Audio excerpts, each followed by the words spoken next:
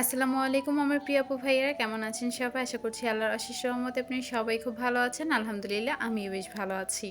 কাছে এবং দূরে, দেশ এবং দেশের বাহিরে যে যেখান থেকে আজকের এই ভিডিওটি দেখছেন বা দেখবেন, সবার সুস্বাস্থ্য কামনা করে আমার আজকের এই ভিডিওটি শুরু করছি।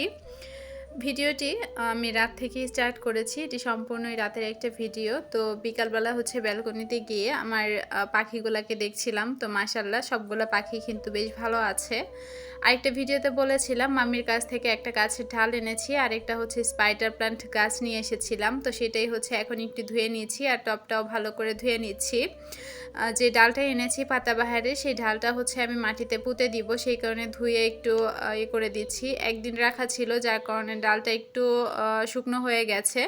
তো পানিতে ভিজিয়ে রাখলাম না, যদি এবার পচে যায় ভয়েই হচ্ছে মাটিতে লাগিয়ে দিলাম। আর এদিকে হচ্ছে রাতে রান্না করব। আমি তো আপনাদের সাথে আসলে রান্না বান্নার পর্বটা ইদানিং বেশি শেয়ার করতেছি, বিশেষ করে রান্নাঘরের ভিডিও বেশিরভাগ শেয়ার করি। আর আমার ভিডিওটা রান্নাঘর থেকেই কিন্তু স্টার্ট হয়।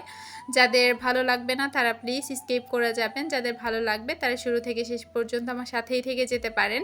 তো কুকারে হচ্ছে ভাত বসিয়ে দিব। এটা কিন্তু রাত অনেকটাই বেজে গেছে, প্রায় 8:30টার মতো। আমার শরীরটা কেন জানি না ভালো যাচ্ছে না, হঠাৎ করে ভীষণ জ্বর এসেছে। আজকেও বেশ প্রচণ্ড জ্বর, তো ভয়েস দিতে ইচ্ছে করছিল না, ভাবলাম যে আজকে ভিডিও দিব না। পরবর্তীতে মনে হলো যে না, কষ্ট যেহেতু করতেছি, পরিশ্রম যেহেতু করতেছি, আর মিস দিব না। কষ্ট হলেও দেখি যে চ্যানেলটা আবার দাঁড় করাতে পারি কিনা।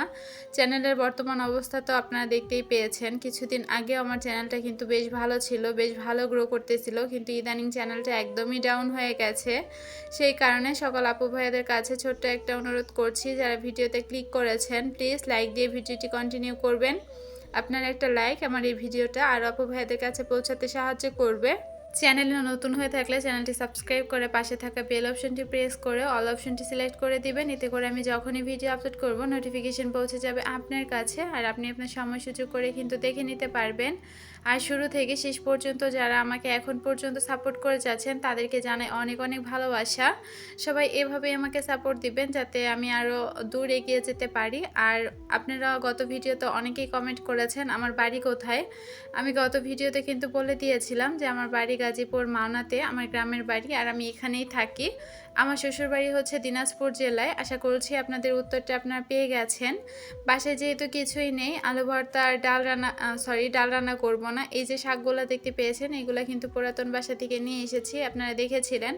কিছু গাছ রয়ে গিয়েছিল আর এই শাকগুলো হয়েছিল, তো সেখান থেকে ভাবিকে বলে আমি শাকগুলো নিয়ে এসেছি। ভাবি তুলে দিয়েছে, কিছু শাক রেখে দিচ্ছি, পরের দিন হচ্ছে রান্না করব বলে। সবগুলো একেবারে রান্না করব না, যেহেতু মাসের শেষ, আপনাদের ভাইয়ার স্যালারি হয় না, অনেকটা হিসাব করে আমাকে কয়দিন চলতে হবে। তো যাই হোক, এদিকে হচ্ছে আমি শাকগুলা একা একাই কেটে নিয়েছি। এই সময় কিন্তু আমার আম্মু বাসায় ছিল, কিন্তু বিশ্বাস করেন কোনো কাজে উনি হেল্প করবে না। তো যাই হোক, আমি আমার মতো করে শাকগুলা কুটে বেছে ধুয়ে এখন হচ্ছে কেটে নিচ্ছি। তো আমি ছুরির সাহায্যেই কেটে নিচ্ছি। হাত দিয়ে বটি দিয়ে কাটতে গেলে আমার কেন জানি না ঝামেলা মনে হয়, আর আমি ছুরি দিয়েও এত একটা ভালো কাজ করতে পারি না। কিন্তু শাকগুলা বেশ সুন্দর কিন্তু কোচানো হয়েছিল, বটি দিয়ে যতক্ষণে কাটতাম তার থেকে কম সময় লেগেছে কিন্তু আমার এই যে এভাবে কাটতে। তো যাই হোক, দাঁড়িয়ে দাঁড়িয়ে কেটে নিয়েছি। একদিকে হচ্ছে কুকারে ভাত বসিয়ে আলু সিদ্ধ দিয়ে দিয়েছি, আরেকদিকে শাক কেটে শাকটা ভাজি করে নিব, এটাই হচ্ছে রান্না। আর গত ভিডিওতে দেখেছিলেন দুপুরে হচ্ছে তরকারি রান্না করেছিলাম গুঁড়া মাছের, তো মাছের তরকারিটাও রয়েছে। তো সব মিলিয়ে হচ্ছে আমাদের হয়ে যাবে। একটা আপনার প্রশ্ন ছিল আপনারা 8 জন কে কে থাকেন। তো আমি, আমার হাজবেন্ড, আমার 2টা ছেলে, আর আমার মা, আমার শ্বশুর এবং হচ্ছে আমার ভাসুর। আরও 2জন লোক হচ্ছে আমি খাওয়াই, তারা একজন হচ্ছে বাড়িতে গেছে, আরেকজন হচ্ছে খাচ্ছে। এই মিলিয়ে হচ্ছে আমরা 8জন মানুষ। তো সেই কারণেই বলেছিলাম যে অভাবের সময় 8জনের মুখে আসলে খাবার তুলে দেওয়া অনেক বেশি কষ্টকর। আর এইটা যারা আমরা গৃহিণীরা আছি তারাই একমাত্র বুঝি। তো যতটুকু রান্না করি সবাইকে খাইয়ে দাইয়ে লাস্ট মুহূর্তে আমার কপালে আসলে কিছুই জোটে না, শেষে অবশেষে অনেক বেলায় না খেয়ে থাকতে হয়। আর দেখা যাচ্ছে যে সবার শেষে যেইটুকু থাকে সেইটুকুই খেতে হয়। তো এই হচ্ছে আমার অবস্থা। তো কখনো মুখ ফুটে বলতে পারি না, আর কেউ হিসাব করেও খাবে না যে একটা মানুষ খায়নি তার জন্য কিছু রেখে খায়। যার যার মতো সে হচ্ছে পেট ভরে খেয়ে নেবে, আর আমার যদি থাকে আমি খাবো, আর যদি না থাকে না খাবো। তারপর একটা মানুষকে আসলে অভুক্তি রাখি না। শত কষ্ট নির্যাতন সহ্য করার পরও এই সংসারে টিকে আছি। আমি জানি না কতদিন টিকে থাকতে পারবো। তারপরও কারো মন জুগিয়ে চলতে পারি না। আমি একা একটা মানুষ, আমি 10 জনের মন কখনোই জোগাতে পারবো না। তো এক জীবনে হয়তো সবার কাছে ভালো হতে পারবো না। তো যাই হোক, এই আফসোস নিয়েই হয়তো বা সারাটা জীবন কাটাতে হবে, যে কী কমতি ছিল, কি করেছি আমি, আমার অপরাধটা কোথায়, এটাই আমি আসলে খুঁজে পাই না। তো যাই হোক, আপনাদের সাথে কথা বলতে বলতে আমার কিন্তু শাক ভাজিটা হয়ে গেছে, আর ভাতটা অনেক আগেই হয়ে গিয়েছিল, যেহেতু আমি শাক কুটেছি সেই সাথে হচ্ছে শাকটা তেলে দিয়েছি, এর মধ্যে ভাতও হয়ে গিয়েছিল। আর এখন হচ্ছে আমি আলুগুলা ছুলে নিচ্ছি। আমার আম্মুকে বলেছিলাম যে আমার হাতটা প্রচুর পরিমাণ জ্বলতেছে, একটু ভর্তাটা বানিয়ে দাও। বিশ্বাস করেন উনি ভর্তা তো বানিয়েছে, কিন্তু জাস্ট এই যেভাবে রেখে চলে গেছে। তো এক পর্যায়ে ভর্তা দেখে মনে হলো যে জিজ্ঞেস করলাম যে তুমি কি ভর্তাতে তেল দিয়েছো? পরে বলল যে না। তাহলে এই ভর্তা বানানোর লাভ কি বলেন তো? আমিই তো সব কিছু করতে পারতাম, সেই তো আমাকে মরিচটা ধরতে হয়েছে। তো যাই হোক, এই হচ্ছে আমার বর্তমান পরিস্থিতি। একজন আপু আমার মাকে দেখতে চেয়েছিলেন, যে তোমার মাকে একটু দেখিয়ে তো, কেমন মা একটু দেখবো। তো আসলে সেই সুযোগটা হয়ে উঠছে না, অবশ্যই আপনাদেরকে দেখাবো। আর এই সাথে হচ্ছে তরকারিটা গরম করে নিয়েছি দুপুরের, আর এটা হচ্ছে এখন বাটিতে বেড়ে নিয়েছি। আর এটাই হচ্ছে আমাদের রাতের খাবার। আর এখন হচ্ছে পুরো রান্নাঘরটা ক্লিন করে নিব। রান্না করার পর যেই কড়াইগুলো ছিল বা প্লেট বাটি ছিল দুপুরে, সবগুলাই কিন্তু আমি ধুয়ে নিয়েছিলাম, কিন্তু কোনো কারণে ভিডিওটা ডিলিট হয়ে গেছে, সেই কারণে আপনাদের সাথে শেয়ার করতে পারিনি। বাট পুরো রান্নাঘরে কিন্তু আমি ক্লিন করে নিয়েছিলাম, নিচে সব কিছু মিলিয়ে। তো আসলে কিছু কিছু ক্লিপ ডিলিট হয়ে গেছে, কিভাবে হয়েছে জানি না। তো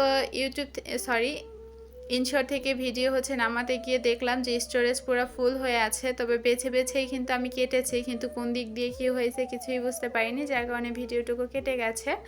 তো যাই হোক, এদিকে হচ্ছে পুরো রান্নাঘরটাই আমি ভালো করে ভিমবার দিয়ে হচ্ছে মেজে নিয়েছি। ভিমবার না, হুইল পাউডার দিয়ে ভালোভাবে ধুয়ে নিয়েছি। আর ভিমবার আনতে হবে। আপনাদের ভাইয়ের স্যালারি কবে দিবে সেটাও জানি না। আর আপনাদের ভাইয়া আমার জন্য একটা প্রোডাক্ট অর্ডার করেছে দারাজ থেকে, এই প্রথমবার সে প্রোডাক্ট এনে হচ্ছে ধরা খেয়ে গেছে। তো যাই হোক, আমি কাজটা শেষে গোসল করেছি, ওয়াশরুমটা ধুয়ে গোসল করে তারপর হচ্ছে রুমের মধ্যে গিয়ে বসেছি। এই মুহূর্তে আপনাদের ভাইয়া এসেছে, প্রায় কিন্তু 10টা সাড়ে 10টার মতো বেজে গেছে। আর ওর হাতে একটা পার্সেল ছিল, তো আমাকে বলতেছে যে 3টা পাতিল অর্ডার করেছে। পরে আমি বললাম এখানে 3টা না, একটা পাতিল আছে এখানে। আর পাতিলটা ভালো থাকলেও তার ডাকনাটা একদমই নর্মাল ছিল। আর ও যখন এনে আমার হাতে দেয়, এটা কিন্তু আমার ছোট ছেলে নিয়ে গিয়েছিল। আর এটা পরে বলতেছিলাম যে তুমি আনবক্সিং করো, তো সেই সময় ফোনটা আমার হাতেই ছিল। তো ভাবলাম যে একটু ক্যামেরা বন্দি করে রাখি, আপুদেরকে দেখাবো। তো এই প্রথম সে আমার জন্য কিছু কিনেছে নিচ থেকে, আমি না বলায়।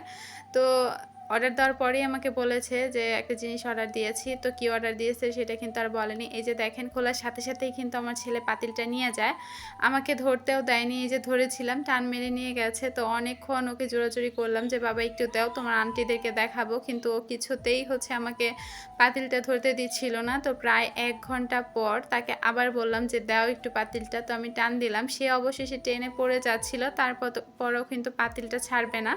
তো যাই হোক, পাতিলটা আপনাদের কাছে কেমন লেগেছে ছোট্ট একটা কমেন্টে জানাবেন। প্রায় 1.5 ঘন্টার মতো সে পাতিলটা নিয়ে খেলা করার পর অবশেষে সে আমাকে পাতিলটা দিয়েছে। আর সন্ধ্যার সময় ও হচ্ছে ঘুমিয়ে গিয়েছিল, 10টা বাজে ঘুম থেকে উঠে, পরে আর ঘুমাতে চায়নি। প্রায় 11টা সাড়ে 11টার পরে হচ্ছে ও ঘুমিয়েছে। আর এই তো পাতিলটা দেখতে কিন্তু ভীষণ কিউট। আপনাদের কাছে কেমন লেগেছে ছোট্ট একটা কমেন্টে জানাবেন। সেই সাথে ভিডিওটা কেমন লেগেছে সেটাও ছোট্ট একটা কমেন্টে জানাবেন। সবাই ভালো থাকবেন, সুস্থ থাকবেন। আল্লাহ হাফিজ, আসসালামু আলাইকুম।